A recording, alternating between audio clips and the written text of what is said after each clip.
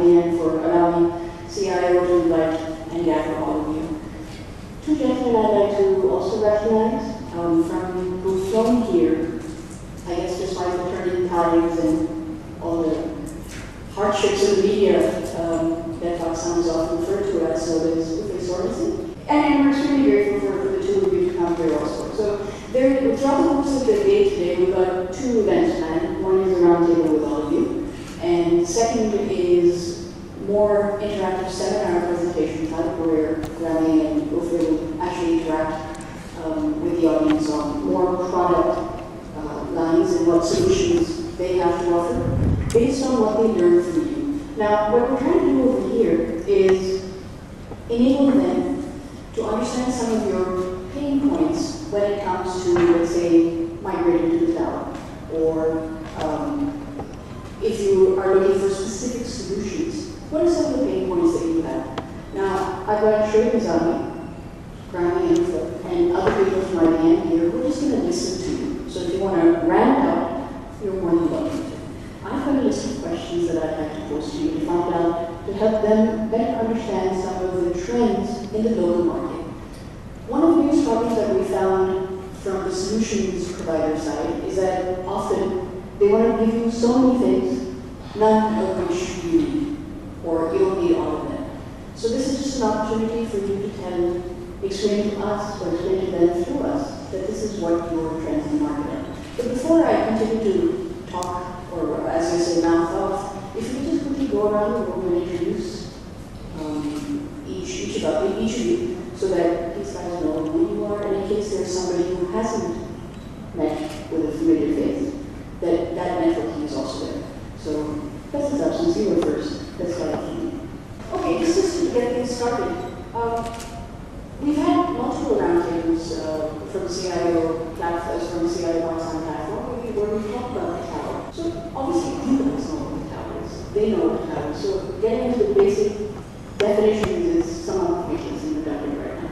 But I think if you could perhaps take an opportunity to explain to the group, where do you see the trend of the cloud in Pakistan right now? Is it just a buzzword? Is it just something which will only happen, let's say, in the next 2 or 3 years? How long do you think it will take? And perhaps what is one of the catalysts in enabling that trend or that change to happen? Just anyone very much. That's where the floor is now open.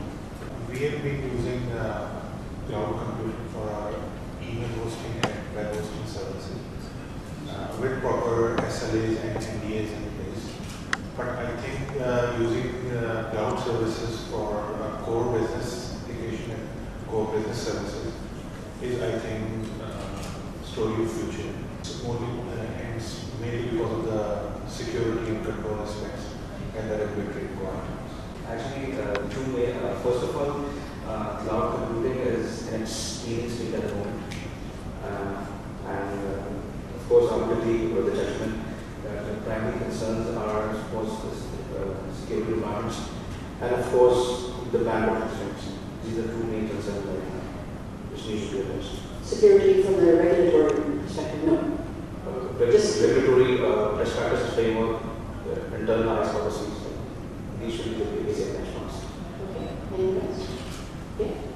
Keep you don't raise your hand, please go ahead. First, I'd like to introduce myself. My name is Sima Pasar. I have an IBM. Regarding automation, it's interesting how automation has gone full circle. We started off with the mainframes in the 1960s and 70s. And then around the 1980s, everyone moved away from that. And we went for a distributed way of computing. Right? Lots of small Intel servers and different, let's say the computer would go back, then Intel servers in different branches, and the computing was being done. And now it's come back to that stage where everyone's talking about consolidated computing. Cloud computing is, I would say, a step above this consolidated computing. But we also need to see, do we really need it? I mean, when we talk of cloud computing, we're talking of servers or infrastructure which is requiring a very high level of computing. And if that is being done by your existing hardware infrastructure, then do you really need to go to that? So that's also, I mean, there are lots of buzzwords, there are lots of new technologies and new names which get discussed and which we need to read about. But you also need to first step back and question, do we really need that? Is it being done right now with existing technologies that we have right now? Just not that one thing is that we talk about computing is not only the software computing that we are talking about, it's the network computing that is there. And there are technologies available like MPLS and other VPN or Internet and other things which uses this cloud computing concept. And this is now gaining more popularity.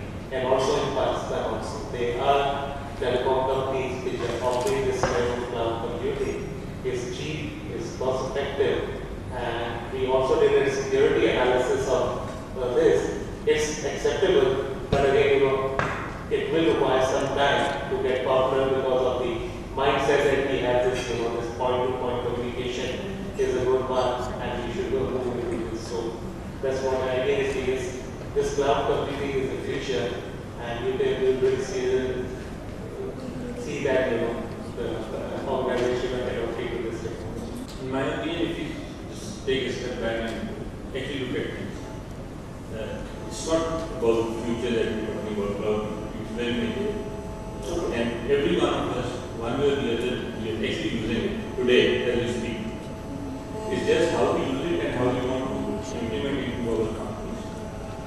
The cloud world is just not associated with the geo cloud world, okay?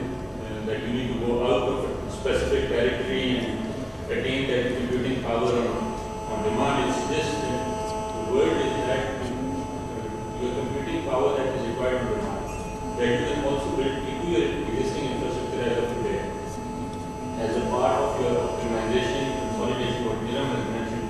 So it depends what your company strategy is altogether.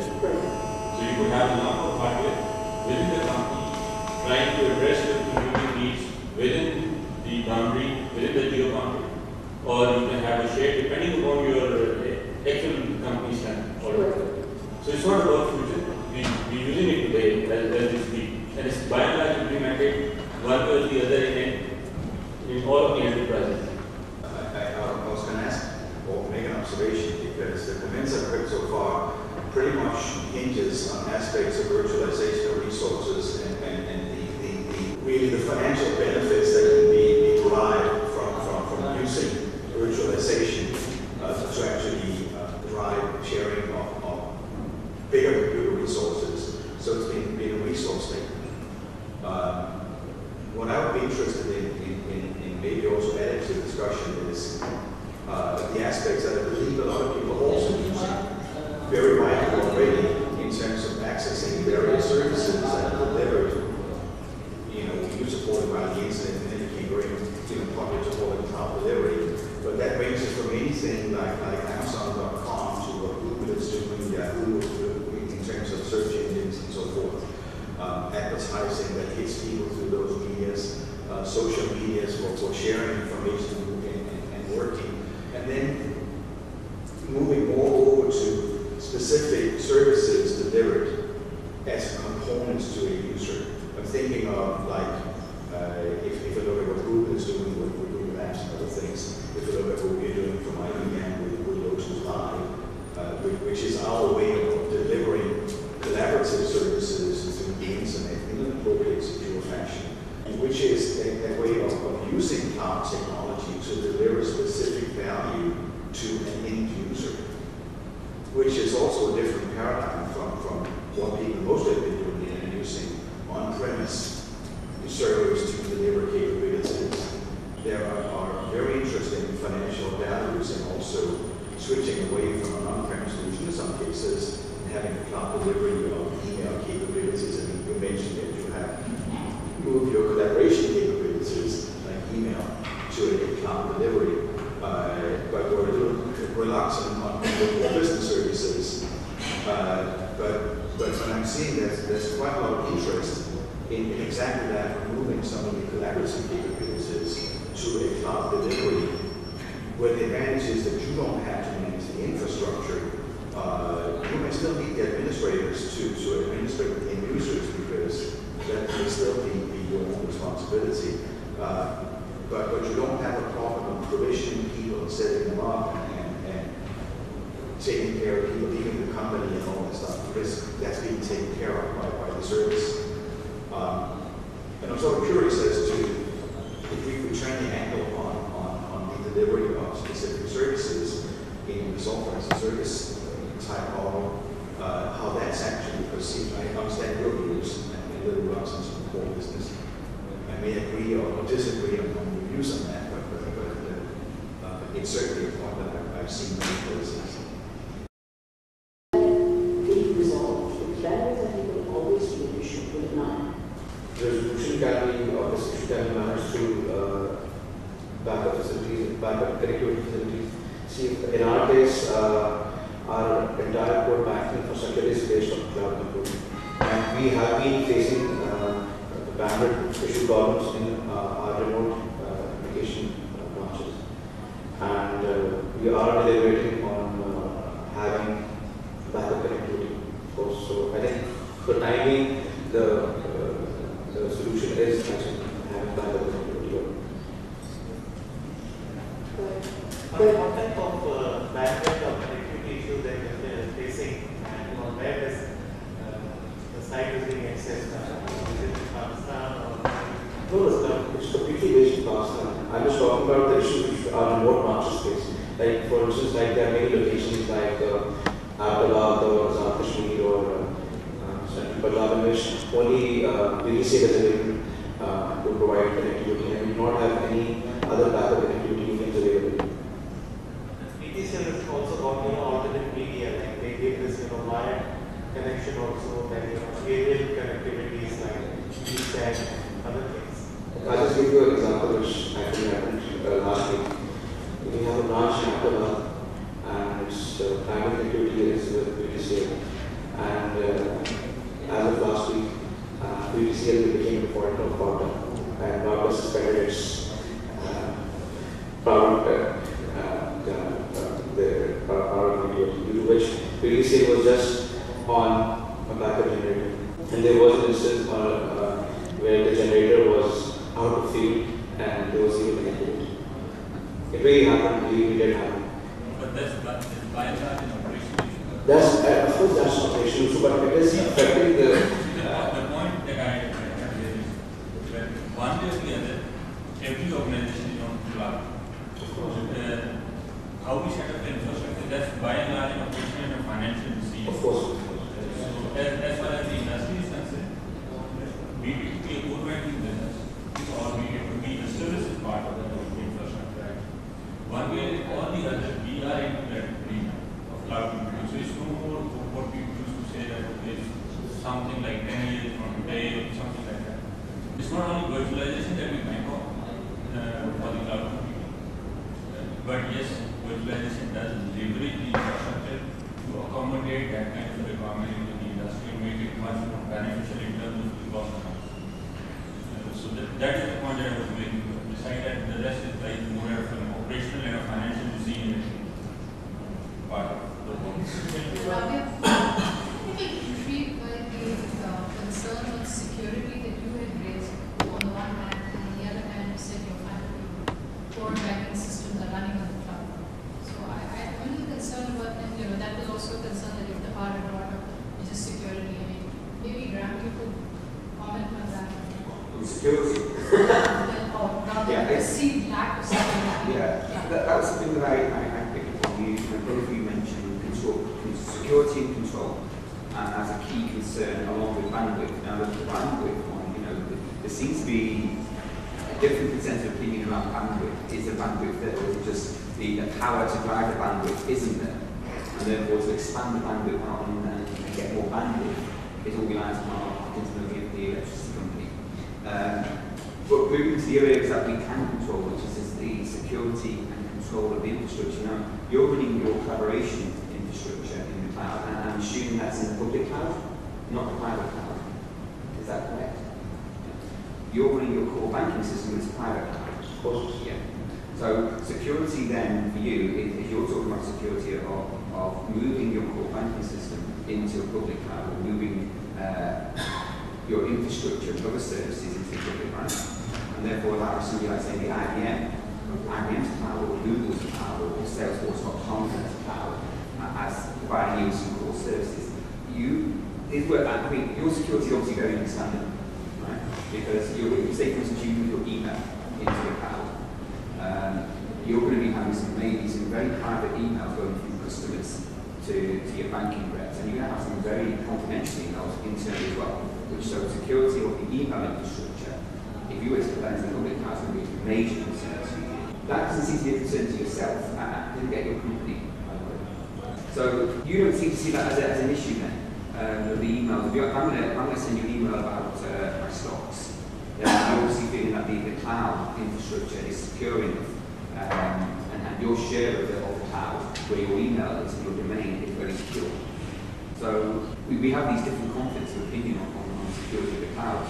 You definitely would need the core banking there. I mean, you said security is a concern, right? And obviously, a VPN cloud, for all intents and purposes, private cloud is all built on your infrastructure hosted by yourself, right? So you basically virtualization methodology, as you were mentioning earlier on. My view on the cloud is that it is software as a service, right? Basically, somebody else, somebody public, somebody who's hosting for everybody else, and you're taking a share of that infrastructure like we do with email, like we have Google, for instance. That's when I start seeing security being an issue. If I was sitting there thinking about taking my email infrastructure or my collaboration, my documents, right, into the cloud, or even my CRM application or an employee or HR infrastructure into the cloud, I would then start thinking, okay, I don't want to buy the whole infrastructure. I don't want to buy SAP, right, for instance. But I don't mind having a share of SAP. I've only 50 employees or 100 employees. I've got 100,000. Therefore, why should I buy a complete infrastructure when I only need to utilize maybe about 10% of what actually is there? That's where you start to use the cloud, and that's when I think security becomes a question mark. How secure is my section of that domain? And that's where I would sort of say the security discussion we sit here now. I mean, our view is it's very secure, the infrastructure we provide is very, very secure, but it's what's your view on that? If you're managing your entire cloud internally for within an organization, the security aspect is completely addressed, completely covered, and there is no risk at all. There is risk. There is a risk at all. There is a risk. There is. That's what I'm saying. There is a risk. That's what I'm saying. You can manage it. Yes, of course. That's what I'm saying. The risk still remains. It's a lower risk though. It's about an internal. Yeah, absolutely. Yes, but the risk, which you get from it doesn't matter the cloud. Yes, a different risk. Yes, of course. Of course, I completely agree with the part that if you acquire a cloud services from an external service provider, the risk profile is completely different. Yeah, of course. I'd just like to take a quick opportunity to welcome the CIO statements about some time. Thank you for joining us. Okay. Two things, yes, I would agree that when you go into this Google and other things which are more public and which is more on mass level, security is a major concern. But if you look from the other perspective, a lot of organizations have wanted to be providing services from the third party. If you look, there are credit card processing companies which are secure, which are there worldwide, and you will provide services. All the PCRS services are based on the shared project. We have a model working with IBM on the PCRS. So personally, I feel yes, when you go to talk about this Google and other things, that's a major concern.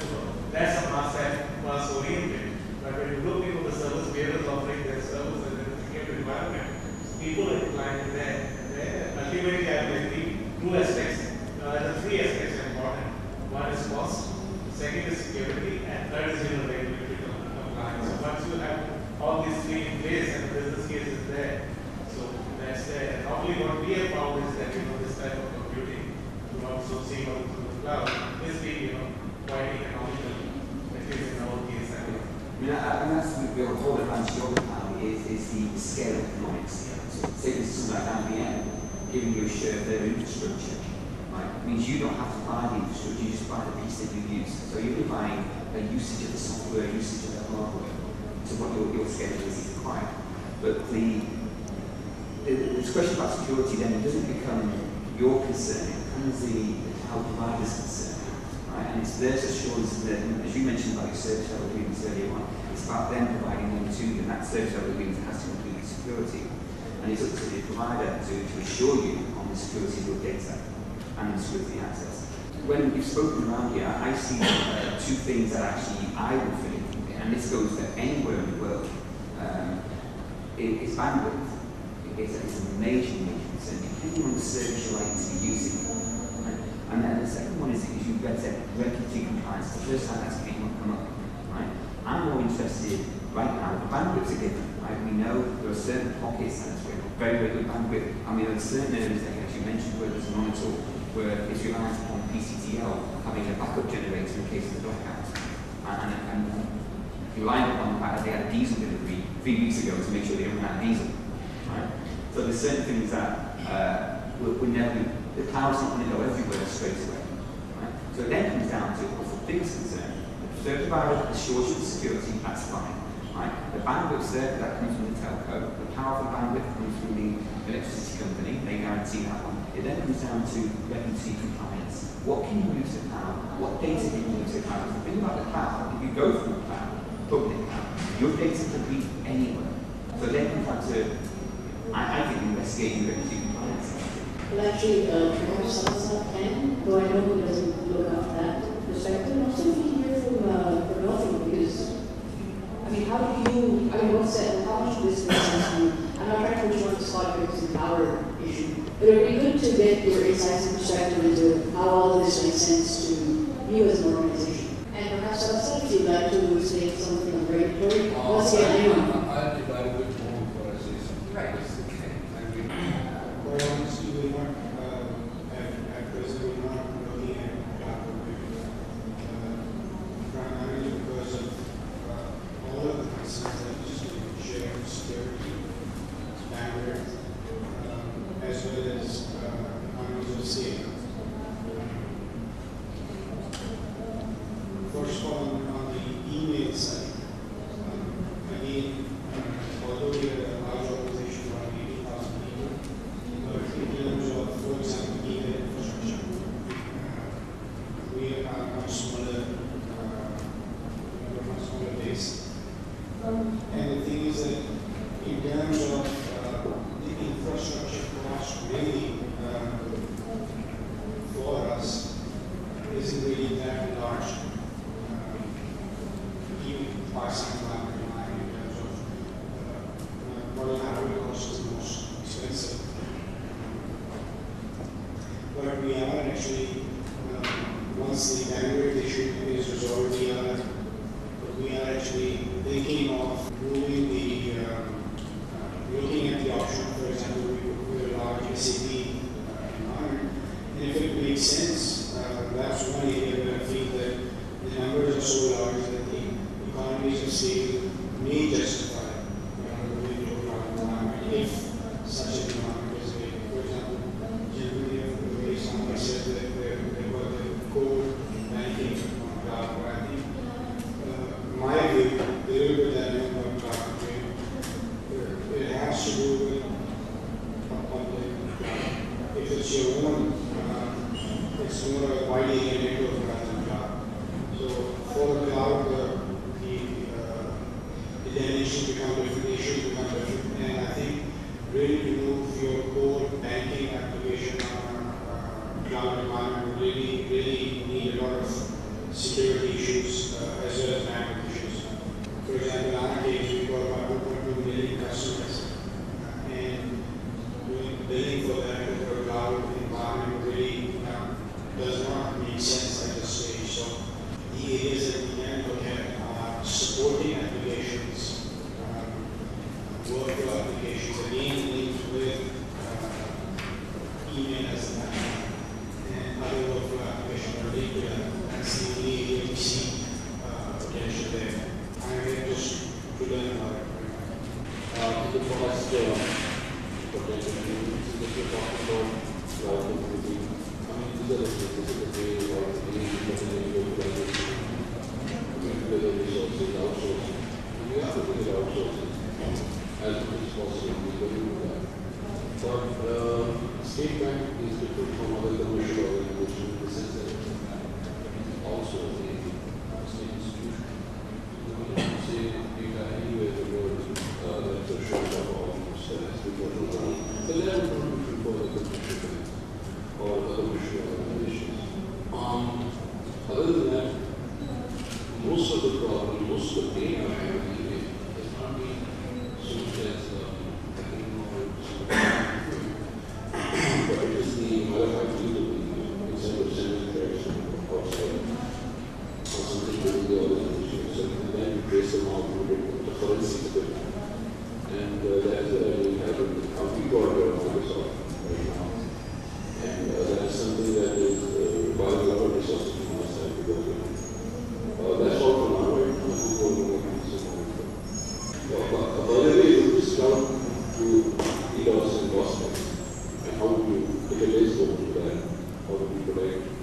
then outsource that. If you have it outside. There is one aspect in the second one which the entire discussion has been focusing on the issues of the user.